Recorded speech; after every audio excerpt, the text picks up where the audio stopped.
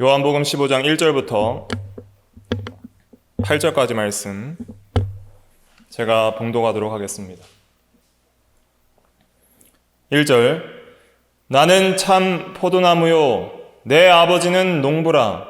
무릇 내게 붙어있어 열매를 맺지 아니하는 가지는 아버지께서 그것을 제거해 버리시고 무릇 열매를 맺는 가지는 더 열매를 맺게 하려 하여 그것을 깨끗하게 하시느니라.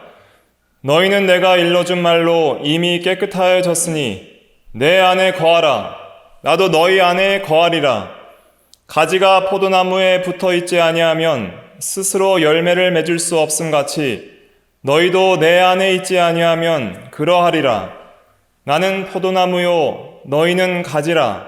그가 내 안에 내가 그 안에 거하면 사람이 열매를 많이 맺나니 나를 떠나서는 너희가 아무것도 할 수 없음이라.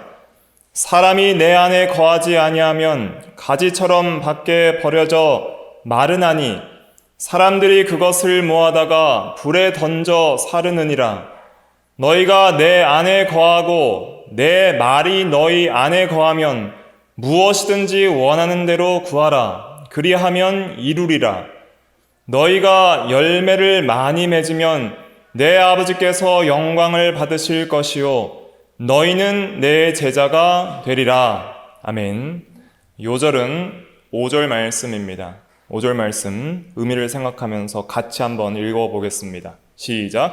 나는 포도나무요 너희는 가지라. 그가 내 안에 내가 그 안에 거하면 사람이 열매를 많이 맺나니 나를 떠나서는 너희가 아무것도 할 수 없음이라. 아멘.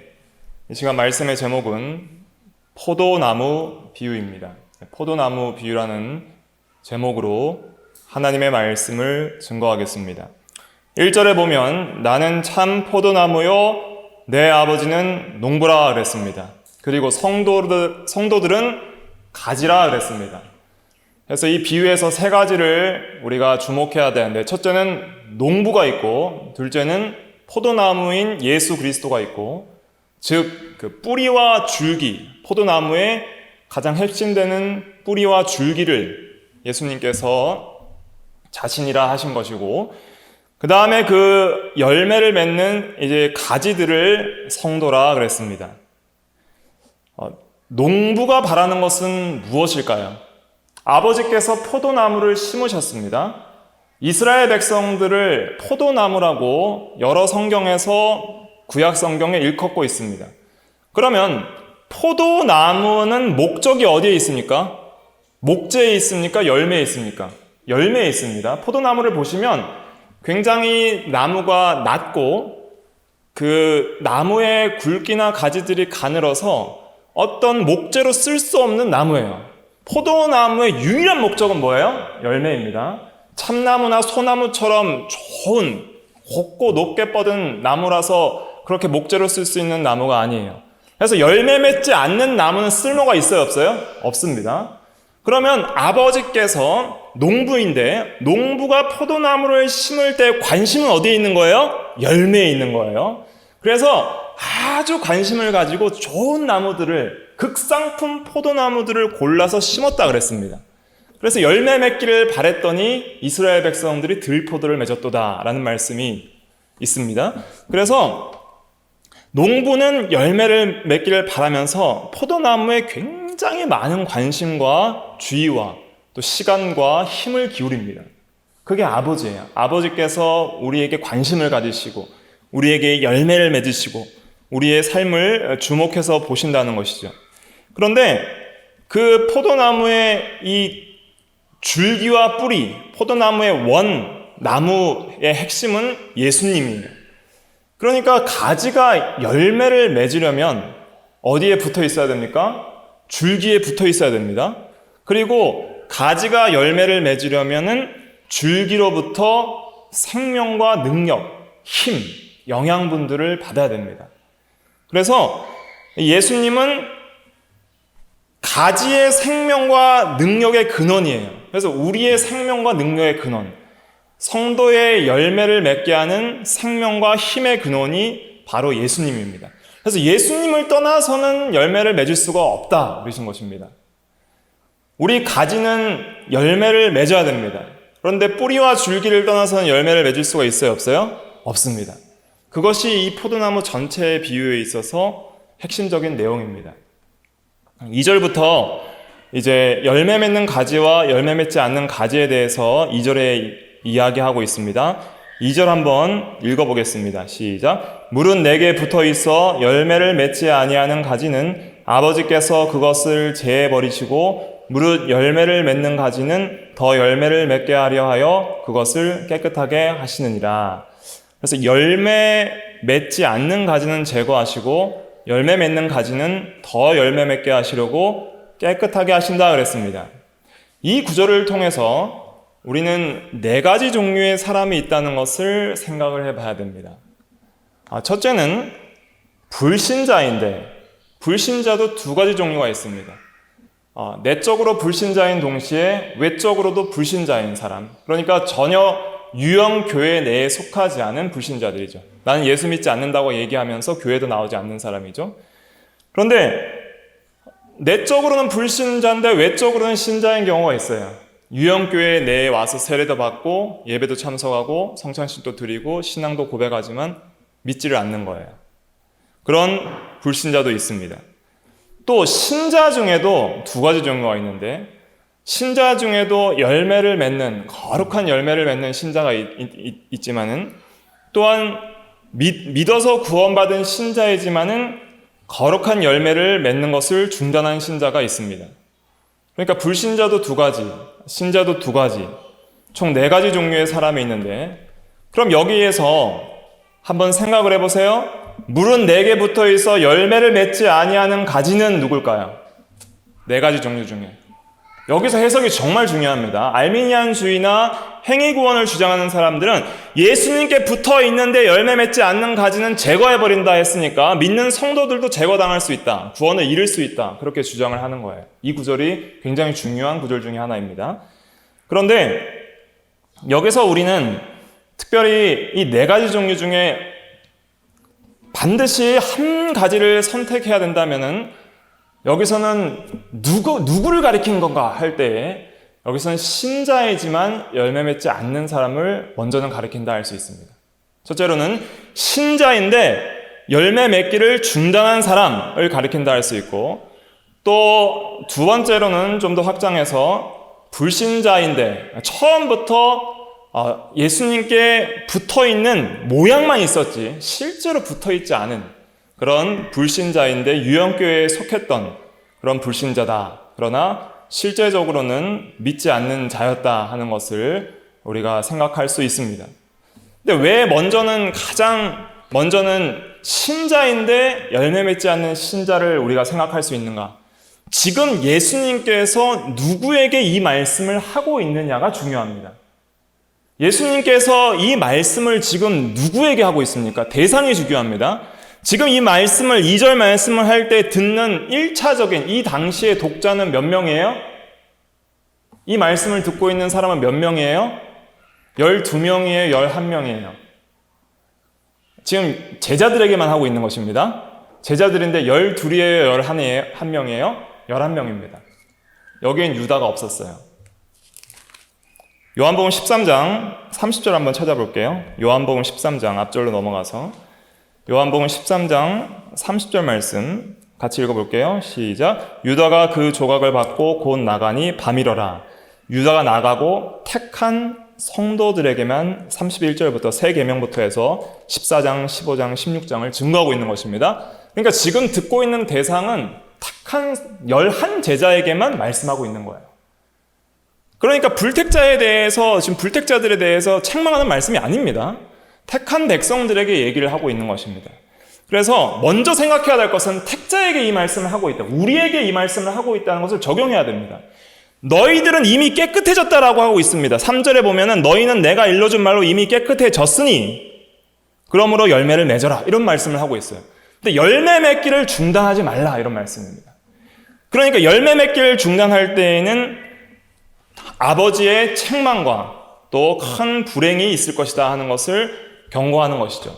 그리고 또 더 확장해서 우리가 꼭 한 구절을 하나로만 해석하지 않고 확장해서 이것이 형식적인 불신자, 그러니까 유형교회 내에 있지만은 가룟 유다와 같은 그런 이제 불택자이지만 형식적인 신자로서 이제 앞으로 심판받아서 떨어져 나갈 것까지 우리는 확장해서 해석할 수 있지만은 먼저 생각해 봐야 될 것은 무엇이냐면 예수님께서 항상 누구에게 이 말씀을 하셨나가 그 구절을 해석하는 데 있어서 문맥상 굉장히 중요한 의미를 가진다 하면 여기에서는 특별히 우리 믿는 성도들에게 하신 말씀이다 하는 것을 깨달아야 하는 것이죠. 그래서 우리가 만약에 예수를 믿었지만은 여기서 열매 맺지 않는다는 것은 열매를 아예 안 맺는다는 것이 아니에요. 전에는 열매를 좀 맺었으나 이제는 열매 맺기를 중단한 상태를 가리키는 것입니다. 그럴 때에 아버지께서 제거해 버리시고 또 6절에 보면은 밖에 버려져 말라서 불에 던져 사른다 그랬습니다.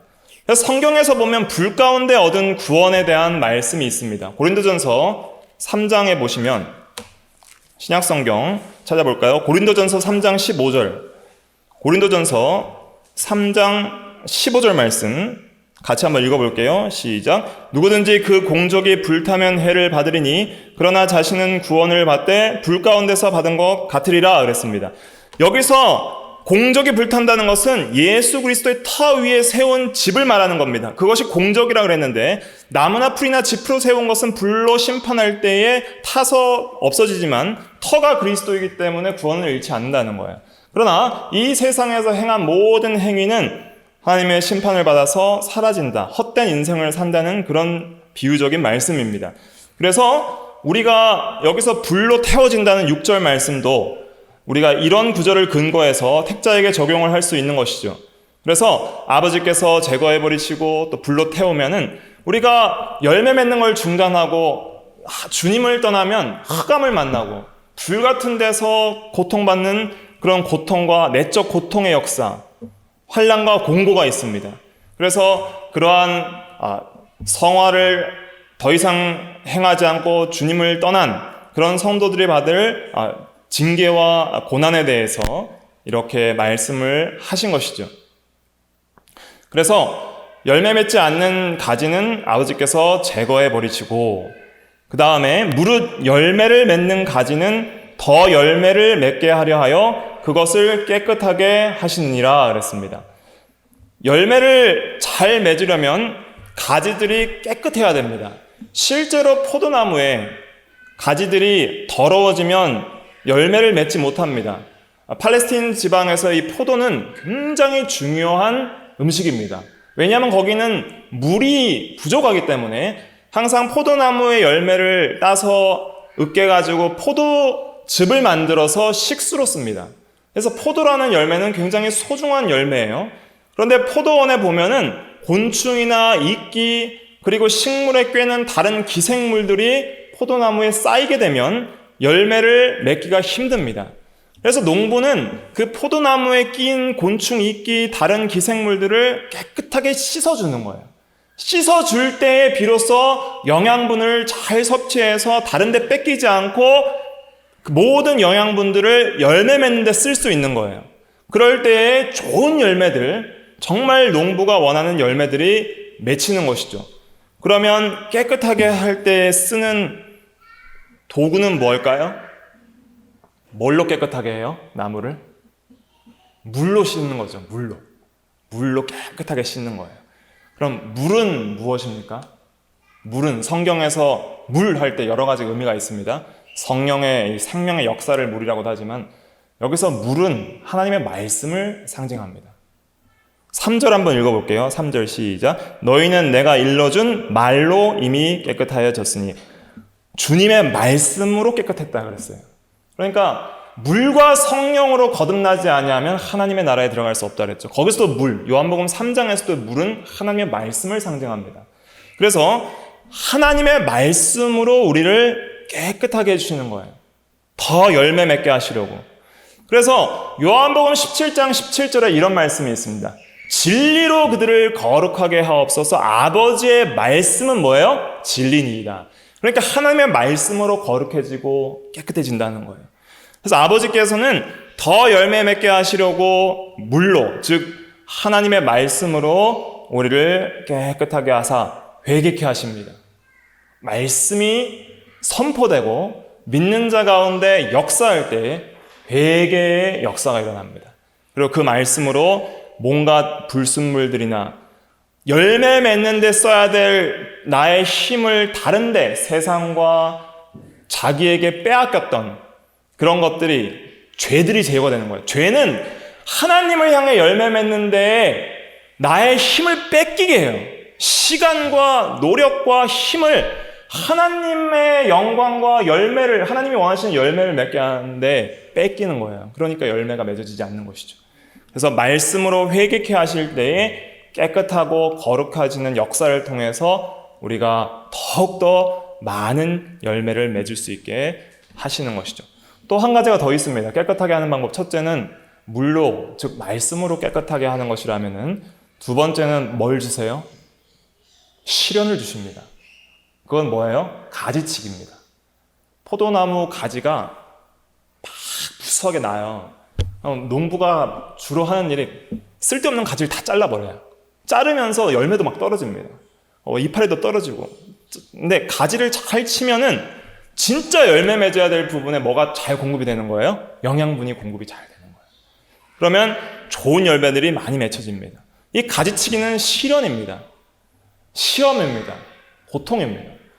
성도들에게 여러 가지 이 세상에서 불같은 시험, 고난, 질병, 환난들 이런 것들을 주실 때에 그것을 믿음으로 인내하면 그것이 곧 우리를 깨끗하게 하는 그런 가지치기와 같은 역사가 되는 것이죠.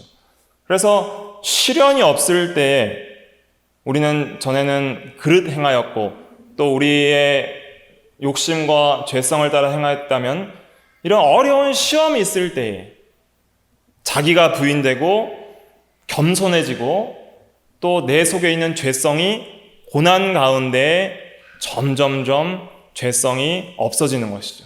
쓸데없는 가지가 제거되듯이 시련 가운데 나의 필요 없는 죄들이 제거가 되는 것입니다.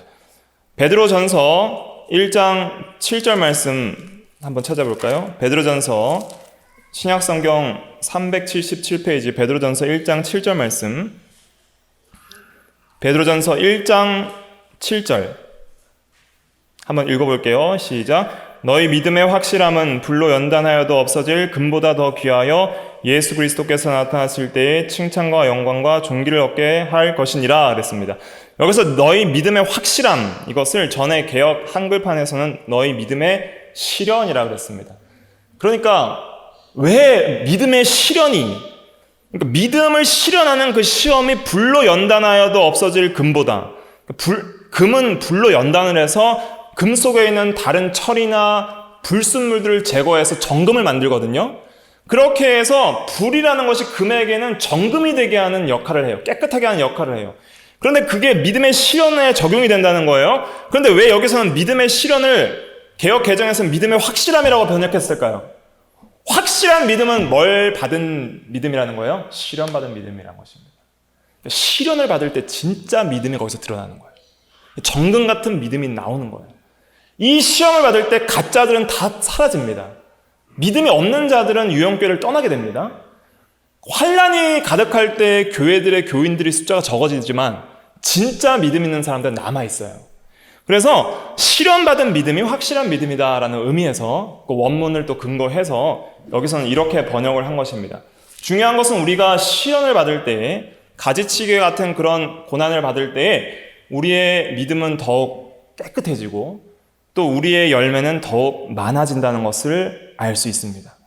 그래서 시편 119편 69절에 보면 고난 당하기 전에는 내가 그릇 행하였더니 이제는 주의 말씀을 지키니이다. 또 71절은 고난 당한 것이 내게 유익이라 이로 말미암아 내가 주의 율례들을 배우게 되었나이다. 그래서 시험을 믿음으로 받으면 그것이 원망불평으로 우리가 받으면 그것이 더 큰 죄를 짓게 되지만 그러한 시련을 믿음으로 받고 인내하며 감사로 통과할 때에는 오히려 더욱더 말씀으로 정결케 되는 역사가 믿는 자 가운데 일어나는 것이죠. 그래서 하나님 아버지께서는 물로, 말씀으로 우리를 깨끗하게 하시고 회개케 하실 뿐만 아니라 가지치기라는 시련들을 주셔서 우리가 더욱더 불순물들이 제거되고 열매 맺게 하시는 그런 역사들을 하시는 것입니다. 3절 말씀은 이제 우리가 칭의와 중생, 즉 그리스도와의 연합의 시작, 그것을 가리키고 4절부터는 성화를 가리키는 거예요. 3절 말씀 같이 읽어볼게요. 요한복음 15장 3절 시작. 너희는 내가 일러준 말로 이미 깨끗하여졌으니. 그래서 깨끗해진 자는 뭐밖에 씻을 필요가 없다 그랬어요? 발밖에 씻을 필요가 없다 그러셨고, 이미 깨끗해졌다 하는 것은 이미 구원받았다, 이미 중생했다, 이미 예수를 믿어서 예수 그리스도와 연합되어 예수님의 완전한 의를 받아 칭의를 받고 또 중생했다 하는 것을 가리키는 것입니다. 이미 깨끗해졌다는 것은 구원을 받았다 이런 말이에요. 그런데 4절 말씀부터가 이제 중요합니다. 4절 말씀 같이 읽어볼게요. 시작. 내 안에 거하라. 나도 너희 안에 거하리라. 가지가 포도나무에 붙어있지 아니하면 스스로 열매를 맺을 수 없음같이 너희도 내 안에 있지 아니하면 그러하리라. 내 안에 거하라. 이 말씀이 이 15장에 있어서 핵심 중에 핵심입니다. 내 안에 거하라. 자, 안에 거하라 라는 것은 어떤 의미가 있냐면 계속 안에 머물러라, 계속 안에 있어라, 안을 떠나지 말라, 지속적으로 안에 있기를 힘써라 이런 의미입니다. 그러면 안에 거한다는 것은 안에 있는 거랑 다른 거예요. 안에 거한다는 것은 이미 안에 있는 걸 전제하는 것이죠. 안에 거하라 하는 것은 안에 있는 사람한테 말하는 거예요? 밖에 있는 사람한테 말하는 거예요? 안에 있는 사람한테 말하는 겁니다. 예수를 믿기 전에 모든 인간은 예수님 밖에 있었습니다. 그래서 에베소서 2장에 보면 너희는 외인이요 그리스도 어디에 있었고? 밖에 있었고 그랬습니다. 근데 예수를 믿으면 그리스도 안에 들어옵니다. 그것은 신비적이고 실제적인 연합인데, 영적인 연합인데, 성경에서 그리스도와 우리 믿는 성도의 연합을 여러 가지 비유로 말씀하십니다. 왜냐하면 이것은 우리가 완전히 이해할 수 없는 신비지만은 우리가 실제로 경험하는 실제예요. 우리가 완전히 이성적으로 이해할 수 없지만 완전히 이해할 수 없다는 것은 그래도 진리 안에서 이해할 수 있다는 겁니다. 그러나 완전히 이해는 못해요. 신비이기 때문에. 그러나 우리가 경험하는 실제예요. 마치 먹는 것과 같아요. 그래서 예수님께서는 나는 참된 양식이요 참된 음료이니 나를 먹는 자는 영생하리라 그랬습니다. 먹는 것은 우리가 어떤 말로 설명할 수가 없어요. 완전히 이해되진 않죠. 먹는 것이 이해가 됩니까? 먹는 맛들이 이해가 됩니까? 맛은 느끼는 거예요. 경험하는 실제인 거예요. 완전히 표현할 수 없어요. 그러나 먹은 자만이 알 수 있는 실제인 것이죠. 그런 거와 같아요. 예수님을 믿고 예수님 안에 들어가고 내가 예수님 안에 들어가는 예수님과 함께하는 그 연합은 성경에서 몇 가지 비유로 말씀하시는데, 첫째는 남편과 아내의 연합을 가리킵니다. 부부가 한 몸이 될지라. 에베소서 6장에서 5장에서 보면은 이것이 교회와 그리스도의 연합이라 그랬습니다. 남편과 아내의 연합을 가리켜서 한 몸이 되는 것을 그리스도는 신랑이요 성도는 신부로서의 연합 이렇게 가리켰고, 또 그리스도는 머리고 성도는 몸이라 그랬습니다. 몸과 머리의 연합, 그것을 예수 그리스도와 우리의 연합이라 그랬고, 또 예수 그리스도는 성전 모퉁이 돌이요 우리는 그 성전이라 그랬습니다. 그러니까 성전 모퉁이 돌과 그 성전의 연합, 또 그리스도는 우리의 터요 우리 그 위에 건물이라 그랬습니다. 터와 건물의 연합, 그런 연합들을 여러 방식으로 비유해서 설명하는데 오늘은 어떤 연합으로 어떤 비유로 연합을 설명했어요? 포도나무와 그 가지라 그랬습니다. 포도나무와 그 가지의 연합에서 핵심은 뭐예요? 생명적 연합입니다. 생명적 연합, 실제적 연합입니다. 포도나무 가지가 포도나무에 붙어있지 않으면 떨어지는 즉시 뭐예요? 생명을 잃어버리는 거예요. 생명이라는 것은 능력을 포함합니다. 생명이 있는 것은 반드시 능력이 나옵니다. 아기가 태어나면 반드시 활동하고 움직입니다. 자라납니다. 배고프다고 웁니다. 먹습니다. 먹으면 자라나고 힘이 생기면 뛰어요. 생명은 반드시 뭘 포함해요? 능력을 포함합니다. 그래서 생명이라는 건 살아있게 하는 힘이에요. 계속 살아있게 하고 자라나게 하는 힘이 생명입니다.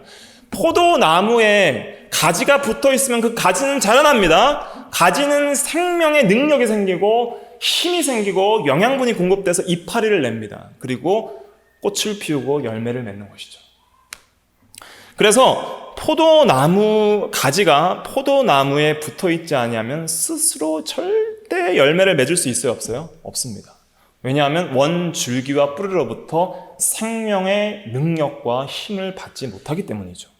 그래서 예수 그리스도와 우리의 연합은 단순히 구원을 받는, 그냥 칭의와 중생을 받는, 이미 깨끗해진 그걸로 그치는 게 아니라 지속적인 그리스도와 함께 거함, 계속적인 그리스도와 함께 교제하고 그리스도와 붙어있는 그 연합의 지속과 연합의 깊이를 더함과 교제의 지속과 교제의 깊이를 더하는 것을 통해서 예수님을 통해 주시는 공급되는 놀라운 생명의 능력으로 열매를 맺게 되는 것입니다.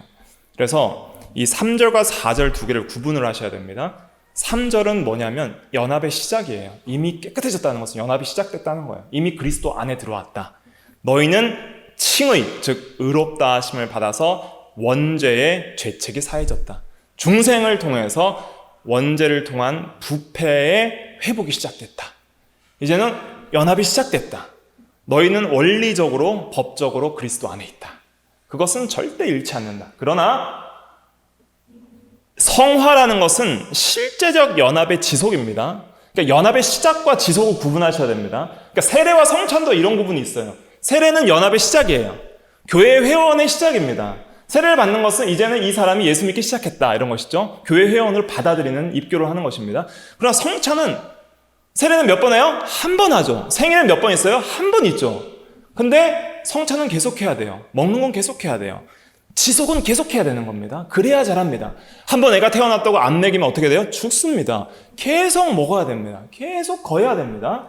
그래서 나의 안에 거하라라는 것은 계속 주님 안에 거할 때에 비로소 생명의 힘을 받고 연합을 지속할 때에만 비로소 너희들이 자라고 열매 맺을 수 있다.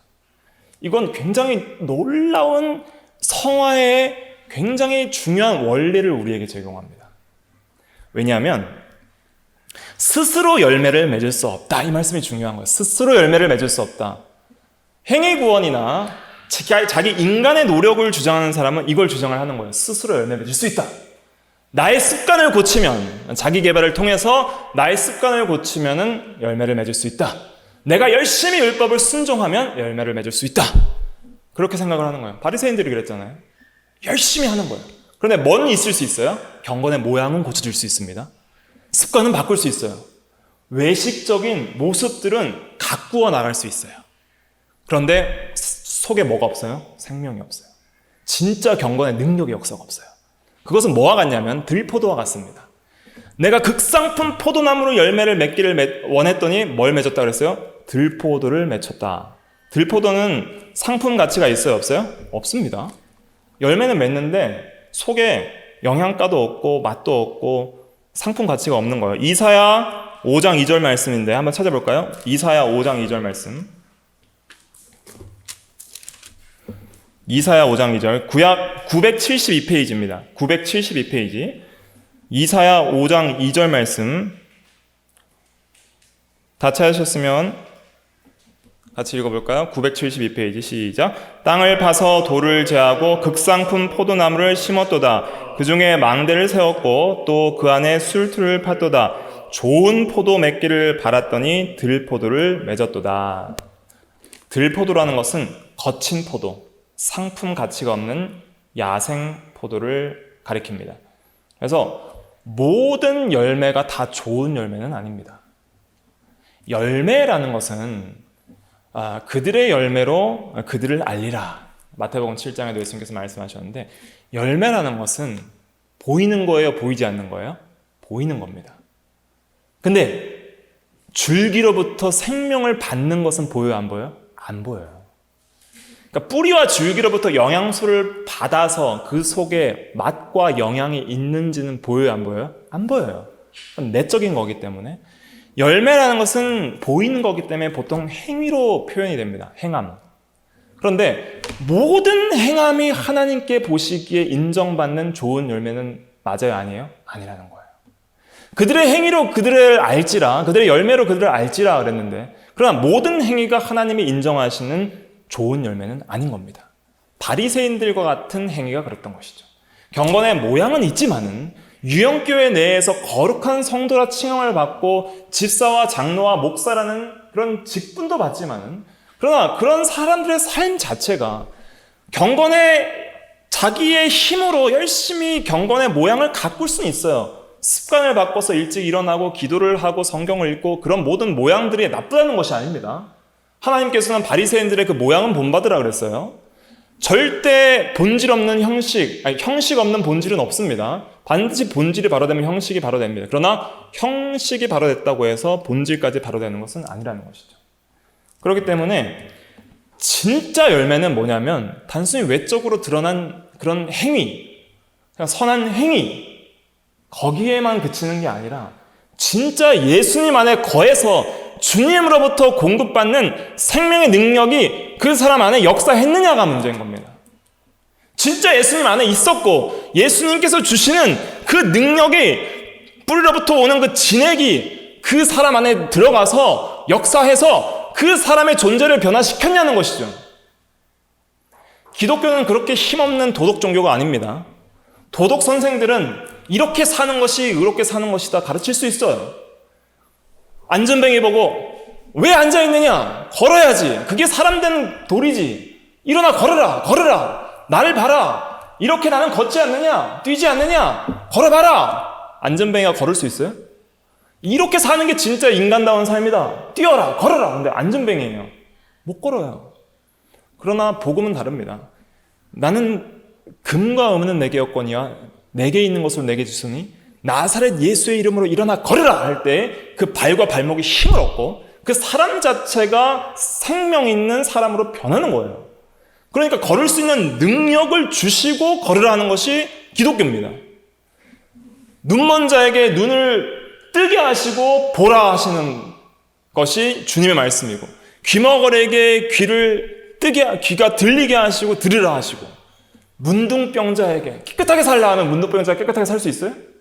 문둥병이 있는데 어떻게 깨끗하게 삽니까? 코가 썩어서 떨어지고 손가락이 썩어서 떨어져가는데 어떻게 깨끗하게 살아요? 깨끗하게 살아라, 깨끗하게 살아야 사람이다, 깨끗하게 살아야지 도덕적인 것이다 라고 해도 모양은 고칠 수 있지만, 문둥병자가 수건을 쓰고 옷을 깨끗하게 입는데 깨끗한 세마포 옷을 입었어요, 문둥병자. 그럼 어떻게 돼요? 진물이 다 흘러나오는 거예요, 속에서.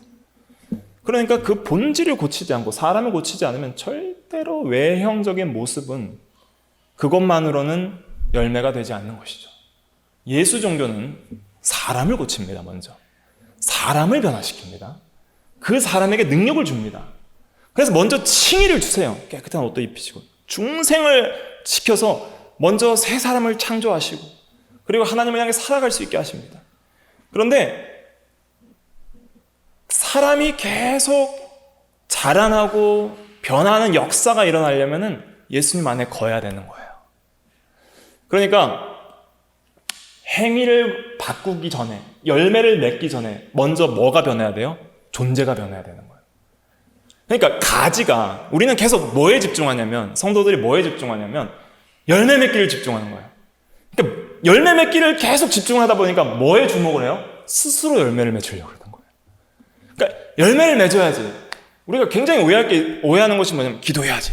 스스로 기도를 하고, 성경을 읽어야지. 스스로 성경을 읽고, 예배 참여해야지. 스스로 예배 참여하고, 거룩하게 살아야지. 스스로 말 조심하고, 스스로 마음을 지키고, 계속 자기 안에 집중해요. 자기 안을만 계속 보면서 죄를 이겨야지.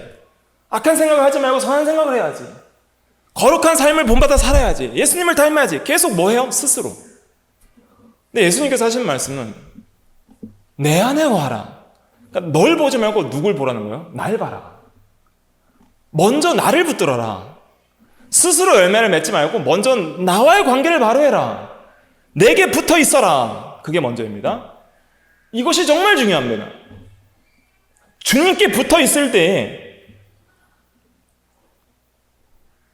우리에게 죄가 미워지고 거룩하게 살고자 하는 소원도 생기는 것이고, 주님께 붙어 있을 때 비로소 죄를 이기고 열매를 맺을 수 있는 힘이 주어지는 거예요. 아니, 안전뱅이가 일어나지는 못했는데 어떻게 걷습니까? 계속 걷는 것만 생각하는 거예요. 안전뱅이가 나 걸어야 되는데 왜 안 걸어지지? 그런데 어떻게 걸어요? 주님께 붙어 있을 때 걷는 힘이 생기는 거예요. 그러니까 내 안에 거하라는 것은 우리가 너무 어렵게 생각하면 안 됩니다. 예수님을 붙들어야 돼요. 그러니까 매일의 삶 속에서 나를 보지 말고 먼저 누굴 보세요? 주님을 보세요. 주님을 붙들어야 돼요. 주님 안에 거해야 돼요. 예수님을 간절히 사모하고 주님을 마음으로부터 떠나지 않고 나의 지식과 감정과 의지가 주님을 간절히 붙들어야 됩니다. 그래서 기도 시간에 특별히 기도 시간에 주님을 간절히 붙드세요. 모든 마음을 다해서 주님을 붙들고 주님 안에 거하기를 원합니다. 주님과의 영적인 교통이 더욱더 증대되기를 원합니다. 주님 안에 거하라는 것은 이 교제의 지속입니다. 그러니까 예수 믿는 종교의 생명, 영생은 어디 있냐면 하나님과 함께 교제함에 있어요. 예배의 핵심도 하나님과 교제하는 겁니다. 성화의 핵심도 하나님과 교제하는 겁니다. 영생은 곧 이것이니 유일하신 참 하나님과 그 아들 예수 그리스도를 아는 것이니이다. 안다는 것은 교제를 가리키는 거예요. 경험적 사귐으로 암.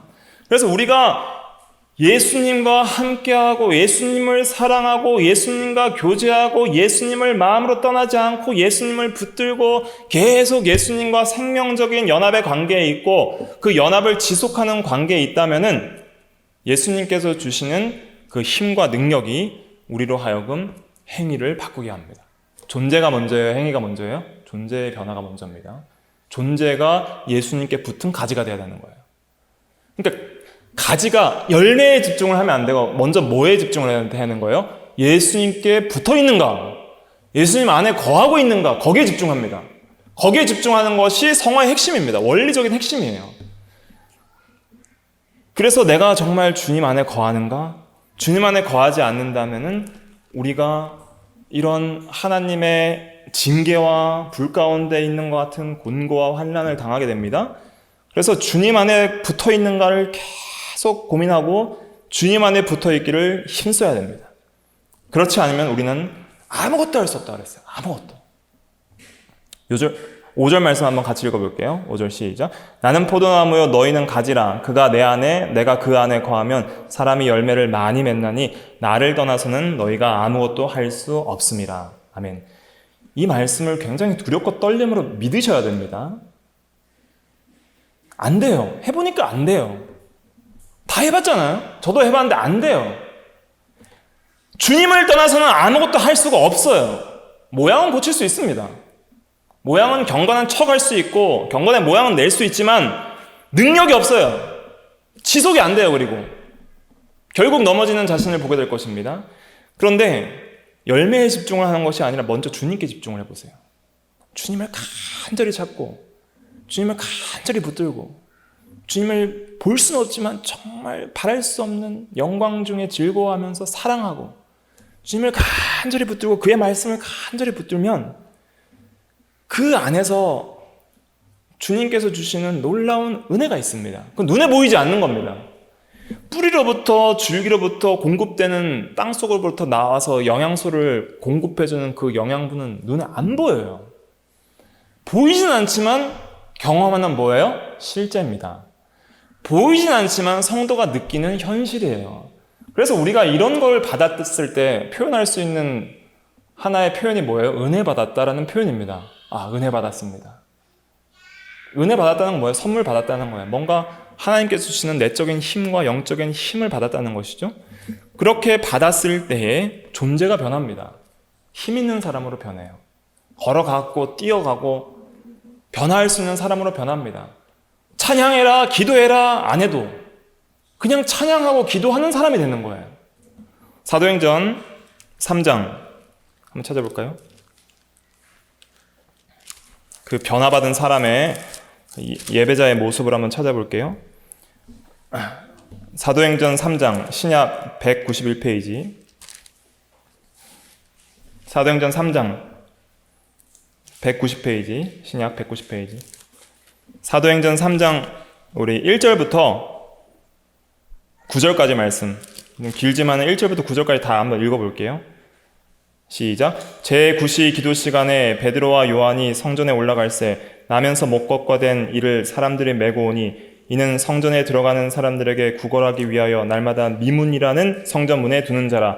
그가 베드로와 요한이 성전에 들어가려 함을 보고 구걸을 하거늘 베드로가 요한과 더불어 주목하여 이르되 우리를 보라 하니 그가 그들에게서 무엇을 얻을까 하여 바라보거늘 베드로가 이르되 은과 금은 내게 없거니와 내게 있는 이것을 내게 주노니 나사렛 예수 그리스도의 이름으로 일어나 걸으라 하고 오른손을 잡아 일으키니 발과 발목이 곧 힘을 얻고 뛰어 서서 걸으며 그들과 함께 성전으로 들어가면서 걷기도 하고 뛰기도 하며 하나님을 찬송하니 모든 백성이 그 걷는 것과 하나님을 찬송함을 보고. 아멘. 그래서 찬양하고 기도하고 거룩한 삶을, 믿음의 신앙 다른 박질을 해나가는 것은, 그것은 생명이 주어지고 힘을 얻으면, 여기 7절에 힘을 얻고 그랬잖아요.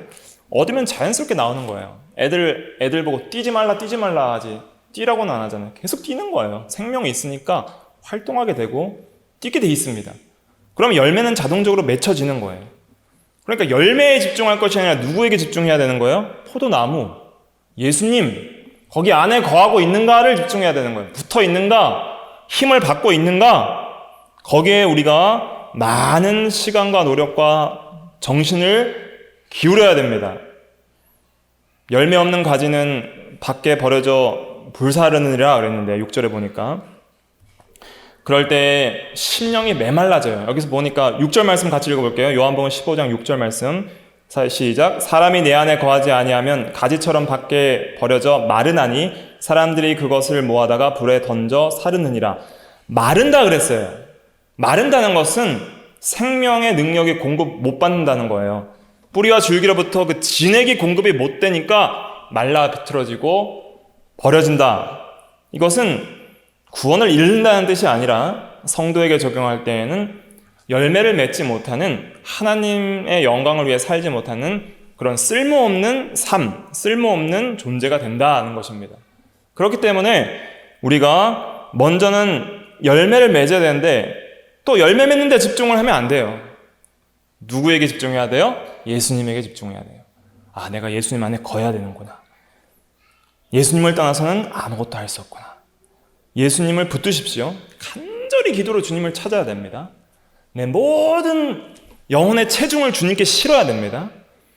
이미 주님 안에 있는 건 떠날 수가 없어요. 이거는 법적이기 때문에 아무리 성도가 죄를 지어도 주님 안에서 떠날 수는 없어요. 그러나 거기에 거하지 않을 수는 있어요. 관계는 변하지 않습니다. 교제는 변할 수 있습니다. 하나님과 나의 아버지와 아들의 관계는 변하지 않지만 아버지를 마음으로 떠날 수 있는 거예요. 그리스도와 나와의 관계는 변하지 않지만 그리스도를 마음으로 떠날 수 있는 거예요. 그렇기 때문에 우리는 그리스도 안에 거하기를 힘써야 됩니다. 그럼 어떻게 거하는가? 거하는데 거하는 방법이 있을 거 아니에요? 거하는 방법은 결국 우리가 다 알고 있는 거지만 말씀과 기도에 집중을 하는 겁니다. 7절 말씀 같이 읽어볼게요. 시작. 너희가 내 안에 거하고 내 말이 너희 안에 거하면 무엇이든지 원하는 대로 구하라. 그리하면 이루리라. 주님 안에 거하면, 주님 안에 거한다는 것은 또한 우리가 주님의 말씀 안에 거한다. 말씀대로 주님을 우리가 알고 말씀대로 주님께 순종하고 말씀대로 주님을 사랑하기 때문에 주님 안에 거한다는 것은 말씀을 믿는 걸 가리키는 거예요.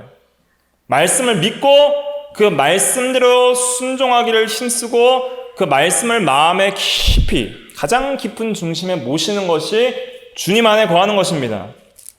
그것을 요한복음 6장에서는 이렇게 표현을 하고 있죠. 요한복음 6장 한번 찾아볼게요. 요한복음 6장 다 한번 찾아보세요. 요절이기 때문에 요한복음 6장 55절부터 57절까지 말씀입니다. 요한복음 6장 55절부터 57절까지 말씀.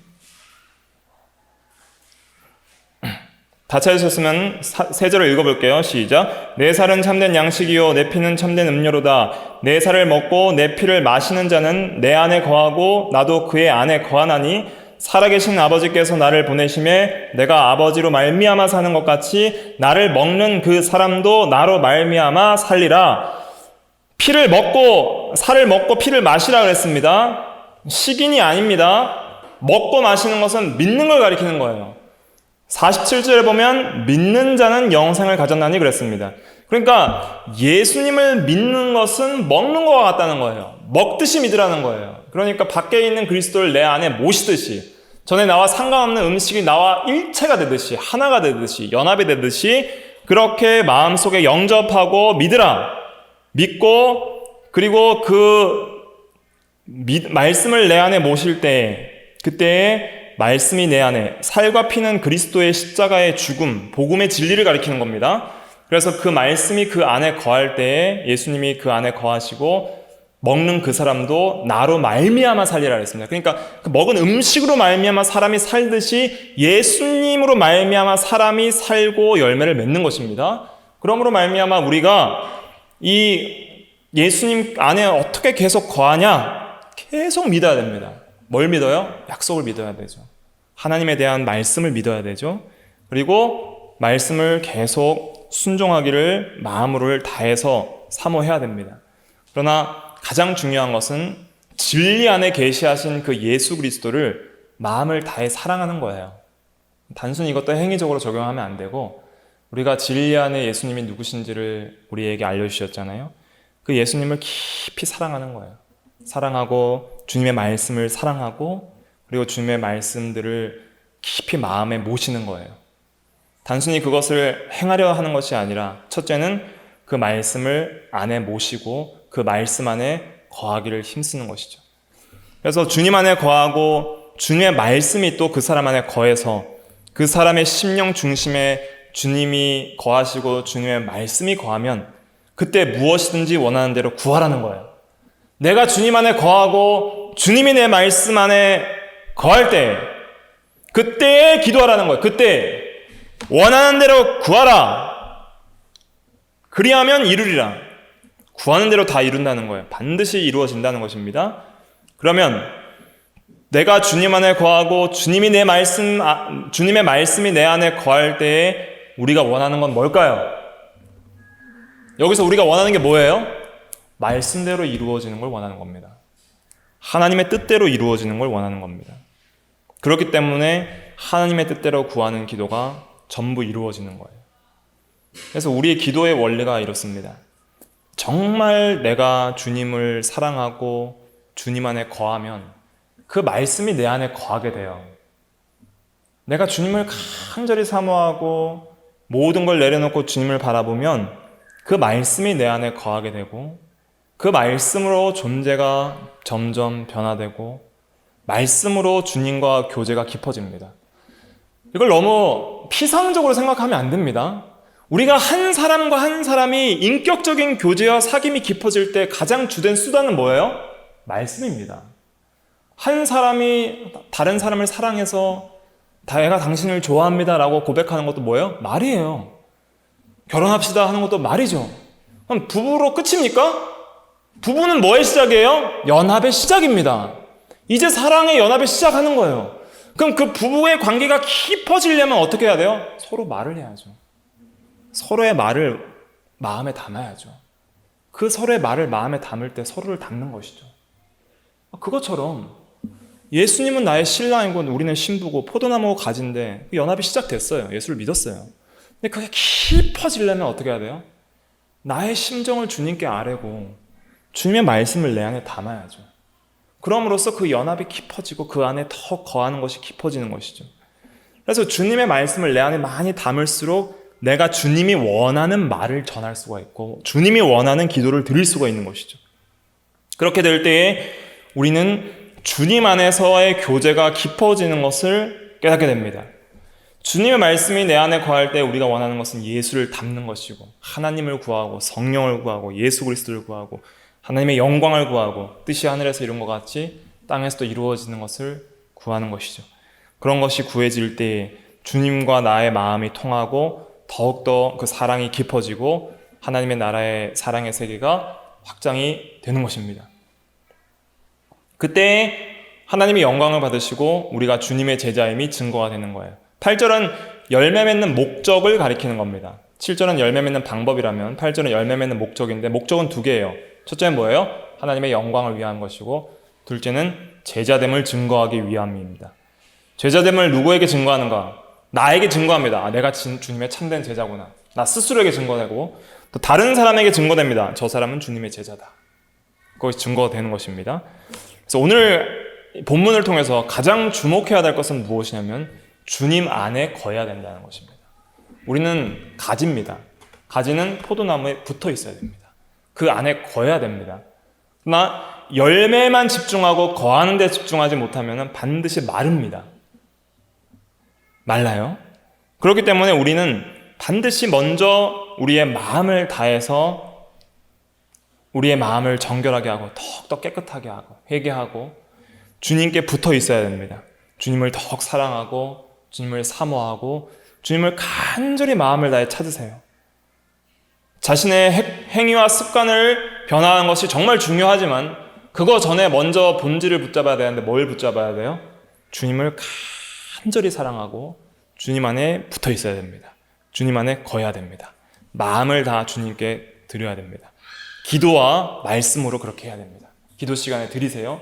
기도의 시간을 아까워하지 말고 기도 시간에 간절히 주님을 찾고 고백하시고 또 말씀을 마음 깊이 모시고 많은 말씀들을 깊이 읽고 또 듣고 묵상하고 되새김질해야 됩니다. 그래서 그렇게 할 때에 점점 존재가 변화되고 생명의 능력이 공급되는데 그 생명의 능력으로 우리가 결국 하나님이 원하시는 극상품 포도나무의 열매를 맺게 되는 것이죠. 하나하나 부족하지만은 넘어졌다고 낙심하지 말고 다시 한번 주님을 붙드십시오. 그럴 때에 주님은 우리를 외면하지 않고 우리에게 능력을 주실 것입니다. 이 귀한 진리를 주님께서 죽기 전에 그 날 밤에 이야기해 주신 거예요. 택한 11 제자에게만. 그러니까 예수님께서 죽기 몇 시간 전에 이런 말씀을 해주셨다는 것은 굉장히 의미가 있습니다.